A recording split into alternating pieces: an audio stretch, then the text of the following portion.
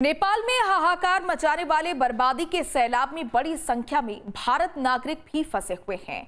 मध्य प्रदेश से तमिलनाडु और झारखंड से लेकर के पश्चिम बंगाल तक ऐसे तमाम परिवार हैं जिनके अपने नेपाल में सैलाबी आपदा की चपेट में आ गए और उनसे कोई संपर्क नहीं हो पा रहा।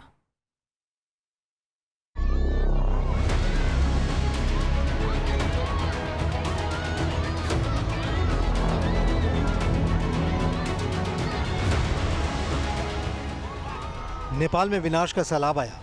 तबाही की रोंगटे खड़ी करने वाली तस्वीरों ने पूरी दुनिया को सन्न कर दिया।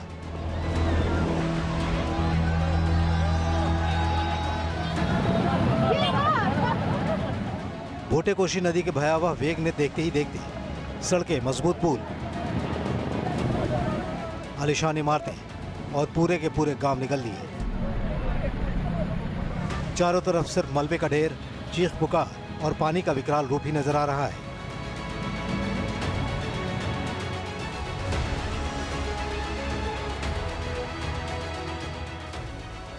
रसवा जिले के पास भोटेकोशी नदी ने रौद्र रूप धारण कर लिया। उफनती लहरें इंसान के बनाए हर एक ढांचे को तिनके की तरह बहा ले गई। ये महज बाढ़ नहीं बल्कि मौत का वो सैलाब था जिसने पलक झपकते इस सैकड़ों परिवारों के हंसते खेलते संसार उजाड़ दिए। चारों तरफ फैला जल प्रलय चीख चीख कर गवाही दे रहा है कि कुदरत के इस महाविनाश के आगे इंसान कितना बेबस है। इस विकराल आपदा के बाद सैकड़ों लोग लापता बताए जा रहे हैं, जिनमें बड़ी संख्या भारतीय नागरिकों की भी है। ये तस्वीर संदीप महापात्र और उनकी पत्नी सिद्धार्थी कुमारी साहू की है। ओडिशा का रहने वाला ये दंपति 22 अगस्त को नेपाल पहुंचा था। ये कपल 8 साल से ऑस्ट्रेलिया में रह रहा था और छुट्टियां बिताने नेपाल पहुंचा था, लेकिन वहां बाढ़ के हमले के बाद से संदीप और सिद्धार्थी का कोई अता पता नहीं। उनका फोन स्विच ऑफ है। तो 22 तारीख को वहाँ पे वो लोग पहुँचे वहाँ पे, उसके बाद नेपाल में। उसके बाद 25 तारीख को उनके साथ बात हुआ था इवनिंग में, और उसके बाद वो बात किए थे। उसके बाद वो बस में थे, वो तिब्बत बॉर्डर में थे। उसके बाद 26 को हमने टीवी में देखा कि ये न्यूज़ में आ रहा था ये इंसिडेंट हो गया। उसके बाद फ़ोन कोशिश करे कांटेक्ट करने के लिए कोशिश किए, लेकिन कांटेक्ट नहीं हो पाया। बताया जाता है कि उनकी लास्ट लोकेशन इमिग्रेशन सेंटर के आसपास मिली। संदीप और सिद्धार्थी का प्लान था कि वो नेपाल में 12 दिनों तक छुट्टियां बिताने के बाद ओडिशा अपने घर जाएंगे, लेकिन सैलाब की चपेट में आने के बाद से उनकी कोई खबर नहीं। वो 25 को इवनिंग में बात हुआ था। वो बोले कि नेटवर्क आ रहा है जा रहा है, कम बात किए, बस में थे। उसके बाद 26 को मैं टीवी में देखा कि ये सब इंसिडेंट हो गया है, तो हम लोग तुरंत उनको कॉल किए, लेकिन उस नेटवर्क बाहर था, आउट ऑफ नॉट रीचेबल था, कांटेक्ट नहीं हो पाया। बाकी चारों तरफ कोशिश कर रहे हैं कि मेरा भाई सही सलामत घर पहुंचे। नेपाल में त्रासदी के बाद जिन लोगों की सूचना नहीं मिल पा रही है, उसमें भोपाल की रहने वाली देविका अधिकारी के परिवार के सदस्य भी शामिल हैं। देविका के परिवार के 4 सदस्य, उनके बड़े भाई, छोटे भाई और 2 भाभियाँ नेपाल की यात्रा पर थे। देविका ने बताया कि आखिरी बातचीत में उनके बड़े भाई ने कहा था कि सैलाब की लहरें करीब आ रही हैं। उन लोगों ने पहाड़ के ऊपर एक मकान की छत पर जाकर शरण लिया, लेकिन पानी नज़दीक आता जा रहा था। इसके बाद उनसे संपर्क नहीं हो पाया। 6 बजे घर से निकले थे और जो घटना हुआ है वो 9:30 बजे हुआ है। 9:30 बजे कौन सा जगह था वो याद नहीं आ रहा है। वो जगह में जाके वो खाना खाने के लिए गाड़ी रोके, और इतने में मतलब समझ में आ गया, या मतलब हम माइकिंग हुई कि मतलब ऐसा घटना हो रहा है, गाड़ी आ रही है कि अपने अपने सुरक्षित अपना करो, कि मतलब कहीं पहाड़ में चढ़ना या जो भी है अपने अपने सुरक्षित से रहना। तो उतने में फिर मतलब वो जो गाड़ी है वो तो उनके सामने भेज गई है। खाना खाने के लिए रुके थे, वो गाड़ी तो उनके सामने भेज गई है, और वो अपनी जान बचाने के लिए पहाड़ चढ़े, गांव में चढ़े, और पहाड़ चढ़ने के बाद कोई अच्छा बड़ा घर था, वो छत में जाके रुके। वो लोग छत में जाके रुकने के बाद उन लोग को मतलब ऐसा कि जैसे छत में जाने के बाद उनको मन में तो एक तरफ तो लगा कि हम सुरक्षित हैं। जब उन कि वो बाड़ी वो आधा घर डुबा चुकी थी, आधा घर डुबा चुकी थी, तो उनने फिर अपनी फैमिली वाले को फ़ोन करके बोलते कि मतलब हमारी गाड़ी तो हमारे सामने भेज गई है और जो हम हैं ऊपर छत में जाके रुके हैं, लेकिन अब हम वो भी सुरक्षित नहीं है, आधा घर डुबा चुका है और हमें भी कुछ देर में कुछ हो जाएगा कि मेरे बच्चे को रेख देख कर देना, मेरे बच्चे को ख्याल रखना करके उनने फ़ोन रखा भी नहीं था, बस इतने में। और फिर उसके बाद संपर्क भी नहीं है। और ये लोग वहाँ से बस करके गोसाई कुंडम में तीर्थ स्थान है बहुत बड़ा, भोटे कोसी के पास में, तो गोसाई कुंड गए थे। जाने के लिए रास्ते में ही थे तो टीमुरे बेबरा बेसी करके एक जगह है, वहाँ पे ये लोग खाना खाने के लिए रुके। खाना खा ही रहे थे तो अनाउंसमेंट हो गई कि खतरा है, बाढ़ आ रही है, यहाँ से अपने अपने जान बचा के एक साइड हो जाएगी। तो ये लोग ने बस वहीं छोड़ के, बस में अपना बैग वगैरह झोला सामान तीर्थ स्थान का सामान जो भी था वहीं छोड़ के ये लोग ऊपर की ओर चले गए। लेकिन जो घर में पहुंचे थे किसी घर में जाके उनके छत में चले गए, तो इनको ये होगा कि यहाँ तक बाढ़ नहीं आएगी, लेकिन कुदरत का यही था, वो घर तक बाढ़ आ गई, घर को पूरा घेर लिया। वहाँ से उतर के भी कोई नहीं जा सकता, कोई कुछ नहीं समझा, घर तो तिनके की तरह ले गया।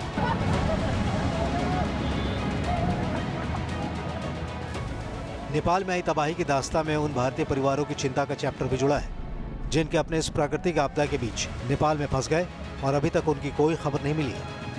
ऐसे परिवारों के लोग फोन की घंटी का इंतजार कर रहे हैं जिसमें उनके अपनों की सलामती का समाचार मिल जाए। झारखंड की राजधानी रांची के राम प्रसाद घोष का परिवार भी परेशान है। राम प्रसाद घोष करीब 2 महीने पहले नेपाल गए थे। वो वहाँ एक कंपनी में काम कर रहे थे और एक कैंप में भारतीय कर्मचारियों के साथ रह रहे थे। सैलाबी आपदा के बाद से राम प्रसाद का कोई अता पता नहीं।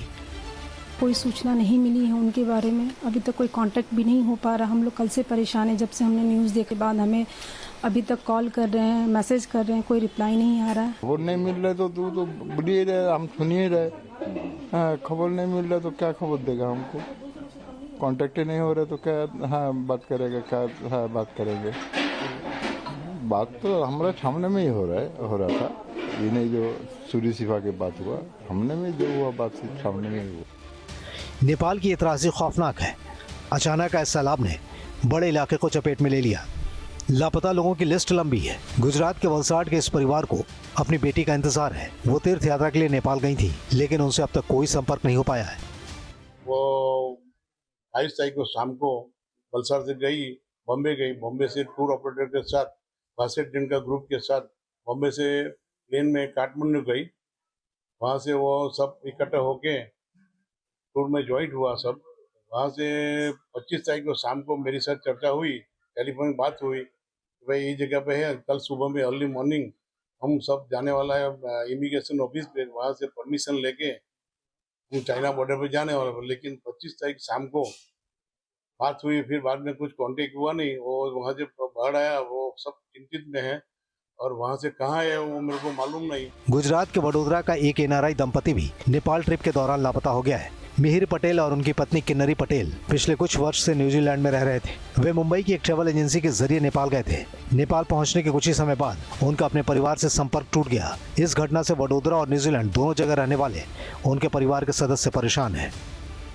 नेपाल में आए प्रलय से पश्चिम बंगाल के पुरुलिया का गांगुली परिवार भी परेशान है। परिवार के 2 सदस्य नेपाल गए थे। तबाही के बीच घर की बहू तो बच गई, लेकिन परिवार का बेटा लापता है।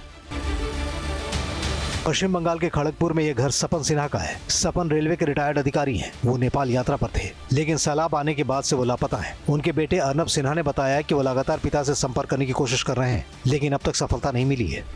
फिर हम लोग कोशिश किया था कि जितने भी अथॉरिटी हैं बातचीत करने में, उन सब ने बोल रहा है कि कोई इन्फॉर्मेशन नहीं है, वहाँ का इंटरनेट भी डाउन है, रास्ता भी बंद है सब, तो ज़्यादातर इन्फॉर्मेशन तो कुछ पा नहीं रहे हैं उन लोग।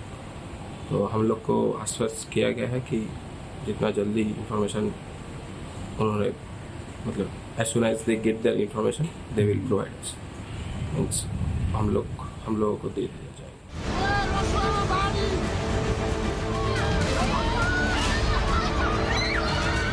पश्चिम बंगाल के कूच बिहार के रहने वाले पंकज की आंखों में चिंता की परछाई है। उनके कुछ रिश्तेदार भी नेपाल गए थे, लेकिन वहां जल विस्फोट के बाद से उनकी कोई खबर नहीं है। पंकज की पत्नी उनके बारे में जानकारी लेने काठमांडू गई है।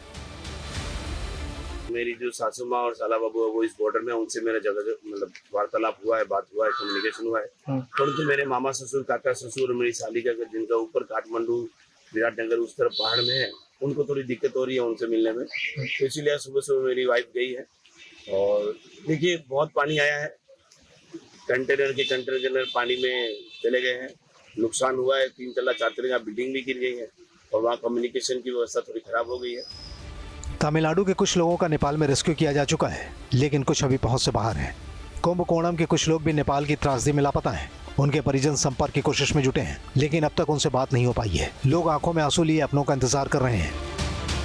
तबाही के इस दौर में भारतीय नागरिकों की मदद और उनके परिवारों तक सही सूचना पहुंचाने के लिए केंद्र और राज्य सरकारें 24 घंटे एक्शन में। काठमांडू स्थित भारतीय दूतावास ने 24 घंटे हेल्पलाइन नंबर जारी किए हैं। ये नंबर है 977985131607 और 977970910750। भारत सरकार का विदेश मंत्रालय और भारतीय दूतावास लगातार नेपाल प्रशासन के साथ मिलकर हर एक भारतीय नागरिक को सुरक्षित वापस लाने के लिए हर मुमकिन कोशिश कर रहा है। उनकी सलामती और वापसी के लिए जोरदार अभियान चलाया जा रहा है और पूरी उम्मीद है कि ये मिशन कामयाब होगा।